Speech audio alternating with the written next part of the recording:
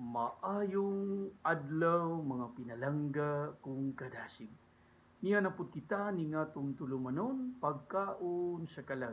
Di ang kasulatan nagingon sa Mateo Kapitulo 4, versikulo 4. Si Jesus mitubag ang tao dili mabuhi sa pan lamang, kundili sa matagpulong nga isulti sa Dios. Nining adlaw mga pinalanggan kadasig nining adlawng Domingo, Pitsa 26 sa bulan sa Enero 2025. Sa pagpadayon nato mga pinalanggang kadasig, magampo una kita alang sa panalangin sa Ginoo. Sa ngalan sa Amahan, sa Anak, sa Espiritu Santo. Amen. Amo lang itong Amahan, maayong adlaw Ginoong Dios. Salamat kay Ginoo sa tibok semana nga imong gihatag kanamo. Salamat Ginoo sa kalig-on nga bisan sa mga pagsulay nga gihatag sa panuway. Ikaw ang naghatag kalig-on Ginoo sa pagtabang kanamo. Sa kanunay wala mo kami buhii Ginoo. Nining adlaw Domingo Ginoo, nining akong tulumanon nga gihatag alang kanimo sa pagdayeg ug sa akong mga kaigsuonan, mga pinalanggang kadasig nining pagkaon sa kalag, pinagi sa social media account. Salamat Ginoo sa imong gugma nga way katapusan. Panalangini amahan ang mga pulo nga mogawas sa akong baba, mga gikan nga nasa imong mensahe Ginoo. Diha pinagi sa balaang kasulatan. Gidayeg na kung tanan, gihimaya pagbalik nga na kanimo sa bugtong mong anak nga si Kristo, among manluluwas. Amen. Sa ngalan sa Amahan, sa Anak, sa Espiritu Santo. Amen. Mayong adlaw sa makausa mga pinalanggang kadasig dining adlawng Domingo, Pitsa 26 sa bulan sa Enero 2025. Sa pagbadayo nato nining vlog number 35 atong i-review ang vlog number 34. Din gibasa na to nini atong January 18, 2025. So mga 8 days tang wala ka-upload pinalagang kadasig. Gumikan sa mga kakulian sa mga butang. Gani pasalamat ta nga adunay nihimo or ni pahulam sa instrumento sa atong cellphone. Mao ni nakagamit ta pinalanggang kadasig. Kay kini nga atong kawad-on sa panginabuhi, dili na to matag-an ang mga butang nga unsa ang atong pagabuhaton. So ni atong January 18 gibasa nato sa Lucas 12 bersikulo 7 nga nagingon, maski na mga buhok sa imong mga ulo ginaihap na ang tanan. Ayaw kahadlok, mas palangga ka pa kaysa mga langgam nga naglupad-lupad. Niya na pinalanggang kadasig. Karon nining vlog number 35, pagabasahon na to ang maong basahon diha sa New Testament gyapon sa bag-ong tugon. Sa basahon ni Juan, unang Juan 3, versikulo 10, nga nagaingon, niini mahibaw-an nato ang mga anak sa Dios ug ang mga anak sa yawa. Kinsa katong wala magpuyo ug pagkamatarong ug wala mahigugma sa iyang isig katawo, dili siya anak sa Dios.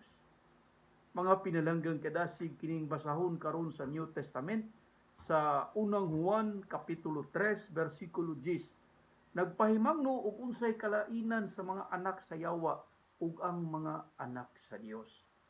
Gani mga pinalanggang kadasig sa atong mga pipila ka mga vlogs nang gihimo nato sukad ni atong March last year. So mag 1 year na ta this coming March.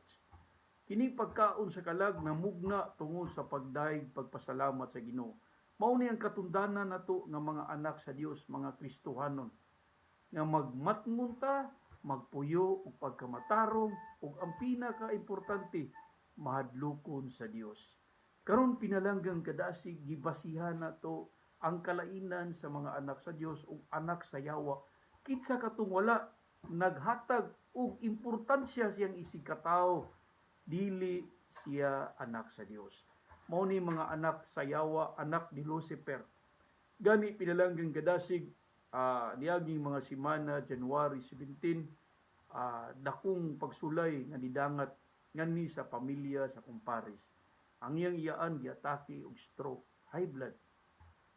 So grabe kalisod ang kinabuhi ug wa di kay kwarta in taon pinalanggang kadasig.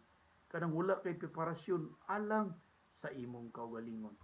Mao to laktod nga pagkaistorya, pipila ka mga adlaw ang atong paginabuhian nawala gyud, gumikan kay ato mang gitabang sa atong isig katawo. Paglihok sa mga hikay sa hospital, Tanan nga mga lakon nga mga tao nga pwedeng maduulan gumikan sa maong krisis sa kinabuhi. Sa maong hospital diha sa Provincial Galyares. Salamat sa mga tao nga nihimong instrumento sa Dios. Kaninyong tanan nga mga staff diha sa emergency, sa tanang mga tao diha trabahante sa ospital, saludo ko sa inyong pagserbisyo, mga pinalanggang kadasig. Niya na masukod ang atong pagmahal sa atong isikataw. Morning atong gibasa karon in vlog 35 sa unang Juan 3:10. Ang kalainan sa mga anak sa yawag, anak sa Dios. Kitsa tong wala mahigugma sa iyang isikataw. Ug wala magpuyog pagkamatarong, dili siya anak sa Ginoo. Mao na atong isulsul sa atong utok ug kasing-kasing mga pinalanggang gadasig. Mo ni alang sa kong mga kaigsuonan nga nagyapon sa kangitngit karon, mata nga bisyo. Lawas nun nga grabe ka upir sa yawanon nga mga buhat. Bisyo dito sa pakigrelasyon, masig nanay pamilya, nanay kapikas, apan moadto gyapon sa maong pakikilawas. Mo nang aduna na ganitay pamilya, fokus ta sa atong bana, sa atong asawa, mga anak.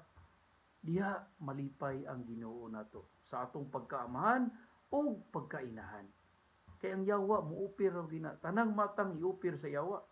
Ang pakigilawas, sugal, bisyo, drugs, tanan mga kalibutanon nga butang pinalanggang kadasig. Timan inga sa entrada nato sa basahon sa Mateo, gitintal ang Ginoo diha sa disyerto 40 ka adlaw. Mao nang kita questionon ta, wa gitay rason nga di ta tintalon sa yawa.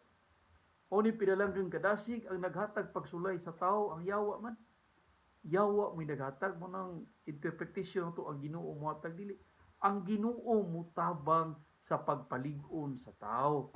Aron sa ingon ni ana, makaya sa tao ang mong pagsulay nga gihatag sa yawa. Basta dili lang kapat yun sa yawa. Nakahibaw mo mong pinalanggang gadasig. Sa usa ka atong igsuon nga mauna sa basahon sa balaang kasulatan, sa kinabuhi ni Job, di ba pinalanggang kadasig, grabe kadagdan niyang pagsulay nga gihatag sa yawa. Kay niingon man ang Ginoo, ang yawa, Ginoo, iserbisyo ra man na si Job, kay kumplito man gud siya. Kwarta, bahandi, tanan mo nang serbisyo sa nimo. Pobrehon nako na siya, tanaw na to. Unsay giingon sa Ginoo, sige. Tagay siya pagsulay tanan. Ayaw lang hilabti ang iyang kinabuhi. Mao ginigingon sa Ginoo. Una pinalanggang kadasig, tagaan natong salamin ang kinabuhi ni Job. Muna ang yawa, mangita gid paagi nga maguba gid ang atong kinabuhi. Kaya ang gusto sa yawa, maguba man kita, malipay ang yawa nga iya natang sundalo. Muna ang yawa, di na moadto sa iyang anak. Adto na siya sa anak sa Ginoo, adto na siya bisita sa balay. Manuktok man ang yawa sa balay. Una tan-awa na pinalanggang kadasig, ang pagpasabot sa balay kasing-kasing sa tao. Kaya ang yawa chismusa man na mo na rin nas balay oh. Mo nang dugad. Pag adto niya sa balay dito, ari ko nilang kuan be, ari ko nilang Oscar be, Oscar. Pag tuktok sa balay ang Oscar, minaw ang yawa. Sus, ang asawa ni Oscar na malikas mo nito pag-ayo tanan, buang piste yawa, mga karkulo, mga tanang mga dautan nga pulong. Ani ingon na ding yawa, adi ko musod ani kay ako naman ning anak. Oh, sus karon kay ni adto na po ng yawa ilang Ruben. Pagtuktok sa balay ilang Ruben, ana dito la. Nagampo man si Tampulano. Unya ang iyang asawa buutan man kay iyaging gipangga iyang mga anak, giyatiman, gidisiplina nga di maadik og silpon. Adito ni so ng yawa, kay ang yawa suyaon man. Ang yawa suyaon igihan, mangigi, grabe ka siluso, silusa, suyaon mo na mga yawa. Pag adto niya dito, iyang giguba. Iguba niya, nangita siya bikil, iyang gikuha nito nga, ako na'y gibuhat ang iyang bana o iyang asawa ka di maayo. Nag-away sila. Laktod pa ka istorya, nagbulag sila pinalanggang kadasig. Pagbulag nila, takay ba, saan na po'y nahitabo? Dahil na po nga chapter. Mo ni pinalanggang kadasig. Ang gibasa nito karon sa unang Juan 3:10, ang kalainan sa mga anak sa Dios o mga anak sa yawa. Kinsa ang wala magpuyog pagkamatarong o wala may gugma sa iyang sikataw. Dili siya anak sa Dios. Kinahanglan gyud to higugmaw ang sikataw. Kumitan nigingon sa balao sa Biblia, higugmaa ang imong kaaway. Isod kay higugmaon kadasig kung wala pa magpuyo ang Espiritu Santo sa Dios nga nikunsad sa tao. Mao ginang magpuyo ta nga mapaubsanon. Hinaot pa unta pinalanggang kadasig. Kining gabay umabo nga vlog nato karon sa vlog 35 makadugang sa atong espirituhanon nga panginahanglan. Hinaot pa unta pinalanggang kadasig dining adlaw Domingo nakasimba kita uban sa atong pamilya.